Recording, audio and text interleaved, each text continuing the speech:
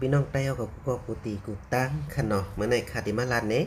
พรดีตอนตาเฮาลงจลิกเสแลมันมีพรดีจังหือมันมีจันอสร้างจังหือไหนเนาะเอาค่ะ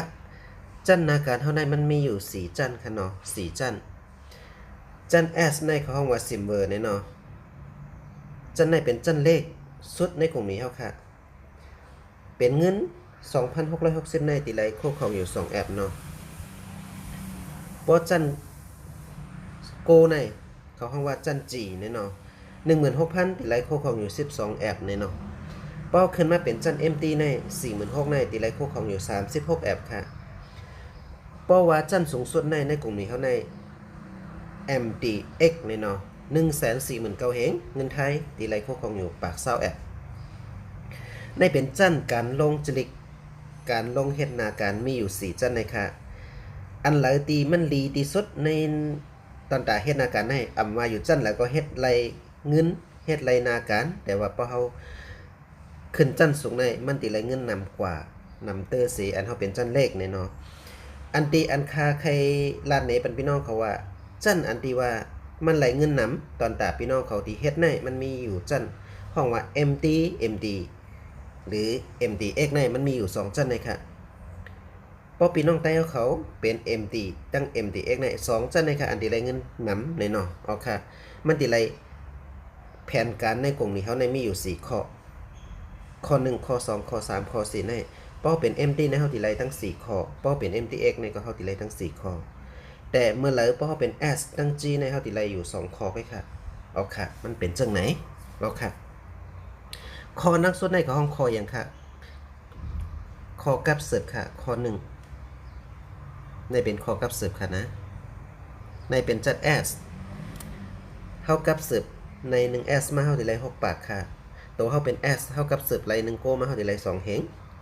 ตัวเฮาเป็น S เฮากับเสิร์ฟไร MD มาเฮาติไร3,600จังไหนค่ะเพราะเฮาอยู่จัน S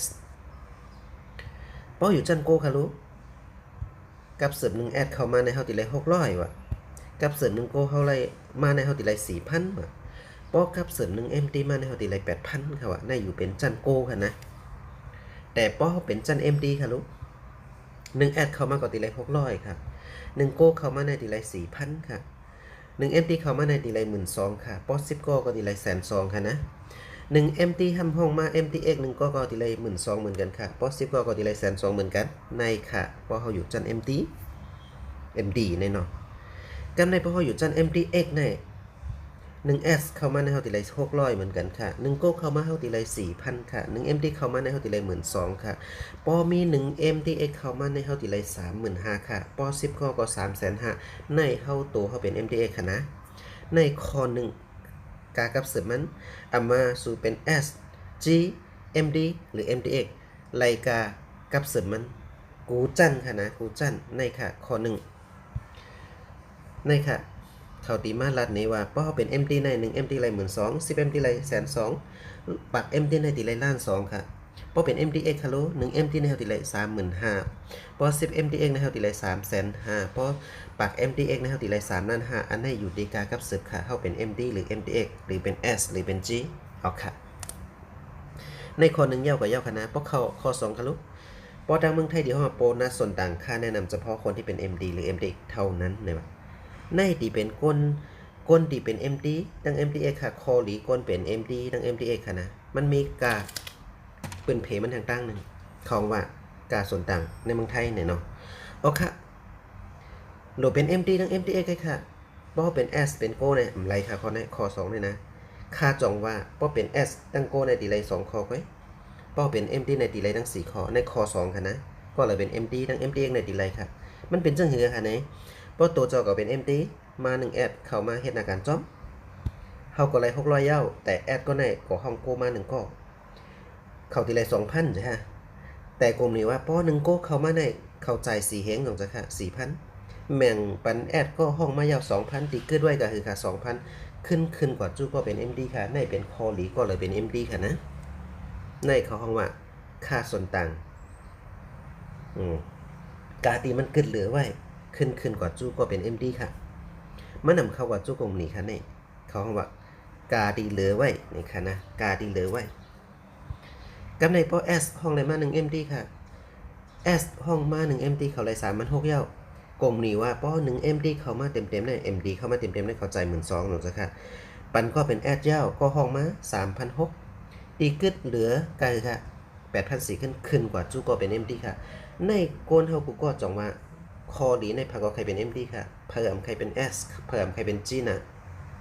ป้อย้อนไปว่าใครเป็น MD เสียแล้วมันมีกาตีกึดเหลือไว้ขึ้นกว่าจู้โดเจ้าเก่า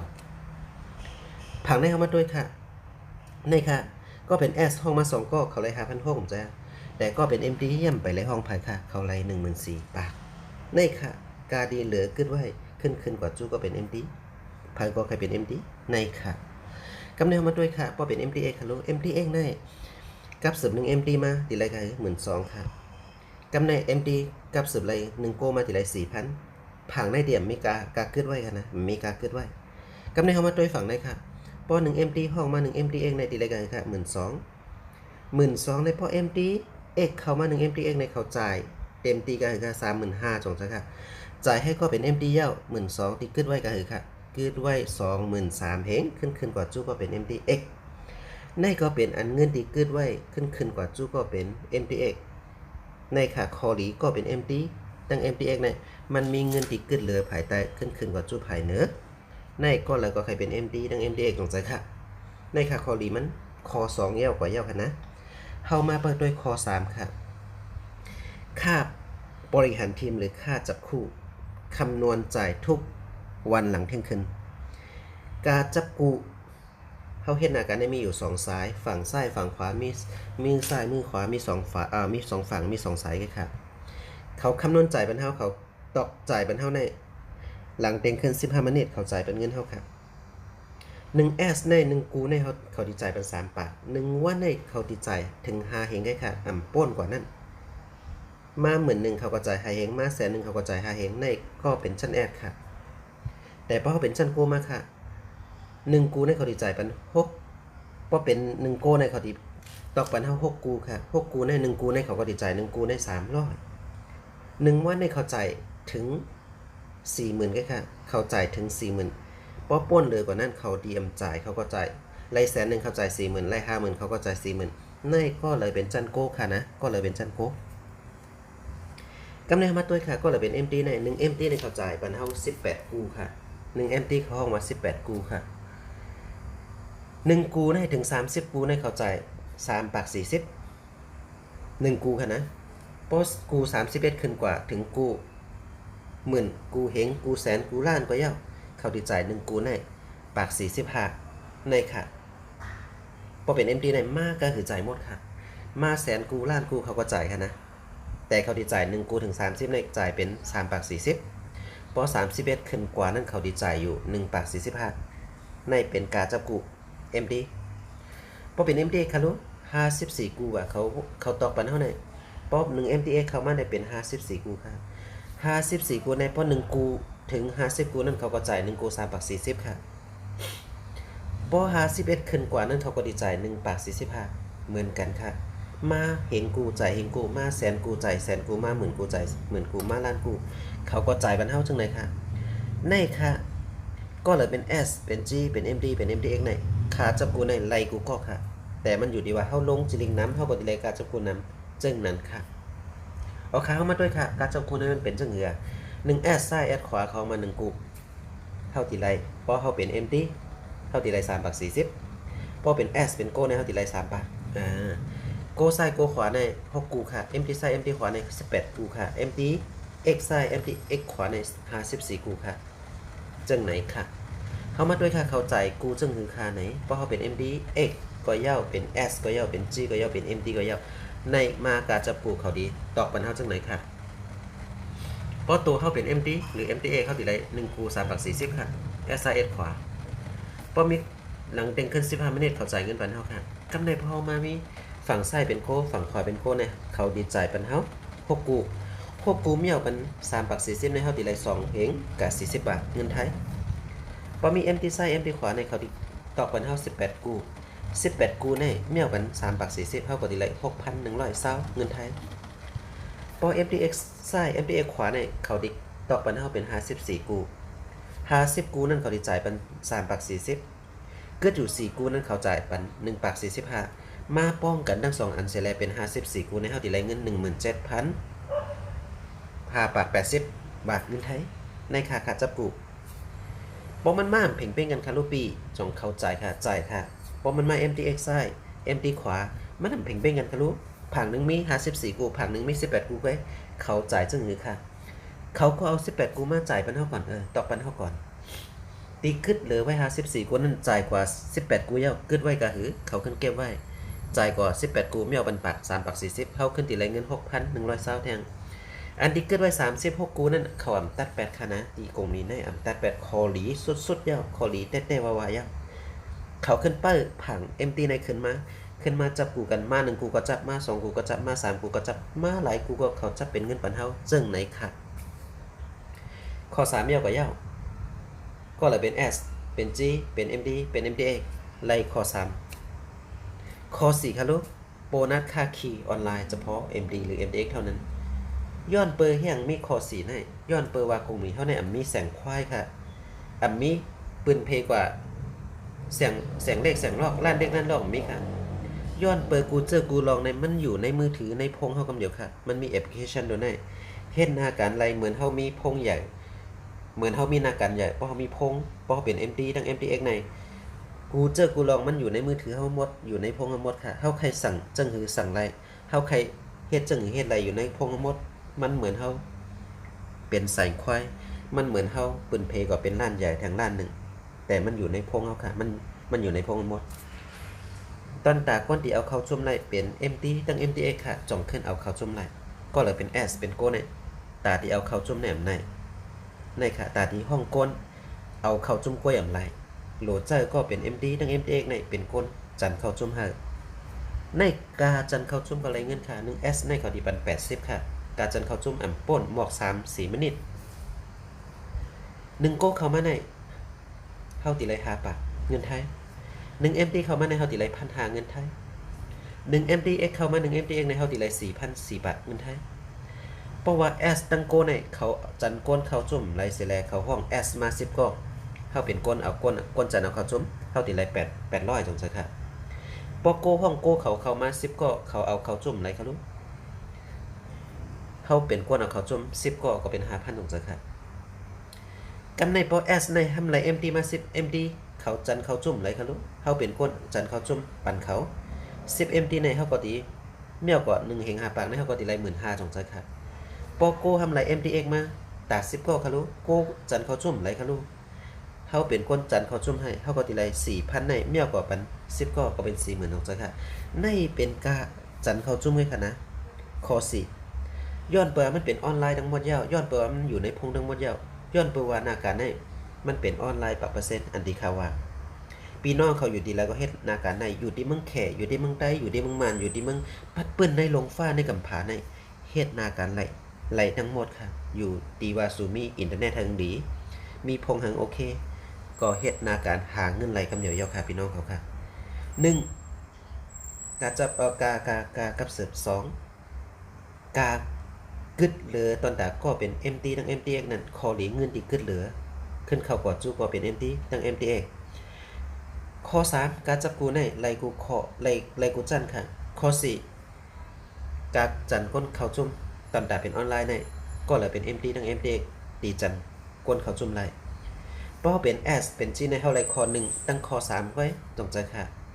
เพราะเป็น MD ในตั้ง MTX ในเท่าที่ไรทั้ง4ข้อค่ะย้อนเปิดนั้นแหละพี่น้องเขาว่าพอเปลี่ยนในใครเป็น MD หรือ MTA ก็อยู่ที่กำใจพี่น้องเขาตัดสินใจไว้ค่ะแตบสินใจไว้ค่ะเข้ามาด้วยค่ะการจ่ายเงินค่าคอมมิชชั่นในกลุ่มนี้เท่าไหร่เขาจ่ายปักเปอร์เซ็นต์ค่ะนะ 75% ในเขาจ่ายเงินเขาในป่านเท่ากำเดียวเอามาจ่ายเป็นเงินไหลกำเดียวค่ะ5อยากแข่งลงใน75อยากแข่งลงในเป็นเงินจ่ายไหลกำเดียว5อยากแข่งลงในขึ้นเป็นกาขวัญจ่ายตอนตาอัจฉริยะทางเมืองไทยกาขอนในป่านเมืองไทยกาขอนในโคของอันที่เขาเฮ็ดนาการอยู่ในย้อนเปิดว่ามันถูกแม่นปักเปิงปักเปอร์เซ็นต์เสียแลจ่องมีกาขอนจังไหนค่ะป้อนาการอันละมีขอนมันนั่นเสเก็บขอนไรเสกาขอนอย่างนั้นนั่นติเป็น มันนี่เกมป้อมนั้นก็เปลี่ยนอันติพิษกฎหมายเตรียมมันแม่นปักเปิงในเมืองไทยในโรงฟ้ากำในเข้ามาด้วยค่ะ 80%ย่อตอนตาดีออกกว่านั้นกำในเกิดไว้อยู่20%ในเป็นเงินเก็บค่ะเขาห้องว่าโอโดชิปเป็นการอีหยังค่ะเอารักษาตัวเป็นเงินเก็บตัวเจ้าเก่าค่ะ1เขาห้องว่าเป็นการต่อส่งโคของค่ะเฮาเป็นตัวเจ้าเก่าเฮาเฮ็ดกุ่นจอมกลุ่มนี้แน่เฮาตีมไรกว่าต่อส่งก้อยค่ะย้อนเปิดว่าตั้งกลุ่มนี้เขาในมีเคอรี่มีไปรษณีย์ไทยตอนตาต่อส่งปันนอกเมืองในเมืองในเขาดีฮักในเศร้าอยากให้ลงเข้าไปค่ะคลิกสินค้าการรักษายอดนี่ว่าข้อ2ในตอนตาเงินเก็บในเพราะเขาเป็นการต่อส่งเสียยอดมันอ่ำหมดค่ะลูกห้ามขึ้นเอามาซื้อโคของตอนตามากินตอนตาตัวเจ้าเก่าป้ายอยู่รีตัวเจ้าเก่าเสียแหละเป็นไรกินโคของลายโคของฟรีก็ว่าไรนี่เนาะเป็นการรักษา1เหรียญเฮาซื้อโคของกินในเอาเซา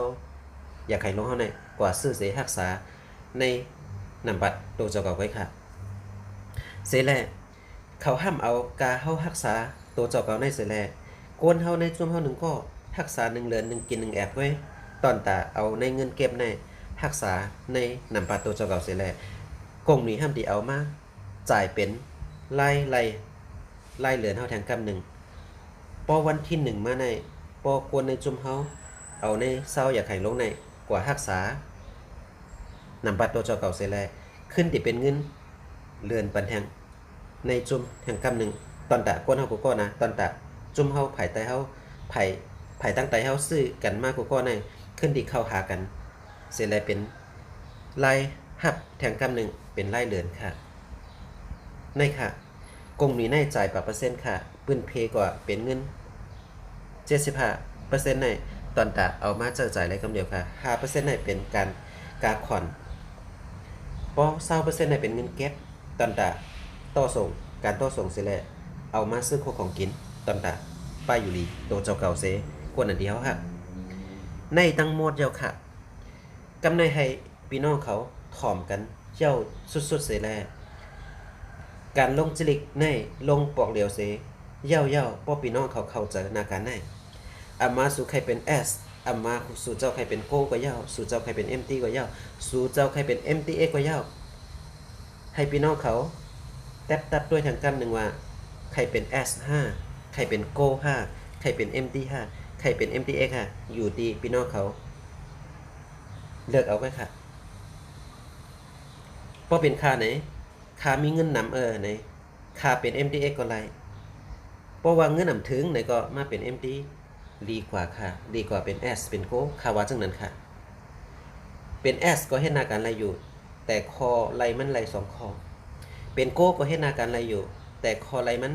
ลีกว่า S นิดนึงแต่ก็ไร2คอเหมือนกันเพราะเป็น MT ในลีกว่า S ตั้ง G ย้อนเพราะว่ามันไรกูคอค่ะลูก1 2 3 4ไรกูคอเพราะว่าอ่ำไปมีเงินนำแท้ๆเป็น MT ดีกว่าพอมีเงินแท้ๆเป็น MTX ก็ดีเสียเปิ้นกำใจพี่น้องเขาใครเป็นจันราคาย่ำในเป็น MT ก็ไรเงินกูขอเป็น MTX ก็ไรเงินกูขอตัดสินใจเอาก้อยขาพี่น้องเขาค่ะมาสงครามมาในขาใจอู้มาลาดนี้เรื่องแผนรายการกงนี้แอมวิทยูนิเทคในมีคันในก้อยขาตอนตาพี่น้องเขาใครไล่ป้ายอยู่รีเต็มทนเสร็จแล้วป้ายมักมีตอนตาพี่น้องเขาไล่เต็มทนการลงจริกในกลุ่มนี้ได้ลงปอกไหลปอกนั่นลงเฮมันเย้ากำเดียวกันไรตอนตาเฮาตีเป็นขึ้นจันในเขาปันขิงเข้าย่ำอยู่2เดือนก้อยค่ะเฮาเขาแอดไว้กว่าเย้าเพราะมันถึง2เดือนเย้า60วันในพอหอมขึ้นจันเฮาก็อยู่จันนั่นก้อยค่ะแต่พอเฮาใครซื้อจันกำเดียวซื้อให้มันจบกำเดียวซื้อมันเย้ากำเดียวก็เฮาเตรียมหมดเงินนำค่ะซื้อ MT กำเดียวก็ 46,000ซื้อโกกำเดียวก็ 16,000ก็ขึ้นมาทาง MT ในก็ขึ้นโดดซื้อ 46,000ย้อนเปิ้นนั้นเสียแล้วพี่น้องเขาตัดสินใจคุยค่ะนะออกค่ะเมื่อสงค่านากันได้ป้อพี่น้องเขาเข้าใจปอกใจในก็ขึ้นกับเสิร์ฟค่ามาตีใจอู้หน่อยเนาะออกค่ะพี่ใจอู้เป็นคนลาเชียวจากที่ลาเชียวค่ะเนาะต่อเดี๋ยวเป็นคนไต้วันดังสุดตีไรมากผู้จักแผนการในกลุ่มนี้ในเสียแล้วใครเอาไปมักมีในปืนเพเป็นพี่น้องเขากูตีกูตั้งตอนดาพี่น้องเขามองหานาการใครเฮ็ดนาการ ออนไลน์อันที่เขาว่าอยู่ที่ไรก็เฮ็ดหน้ากันในยินดีครับตอนพี่น้องเขากุ๊กกุ๊กคนค่ะมือสูงค่ะ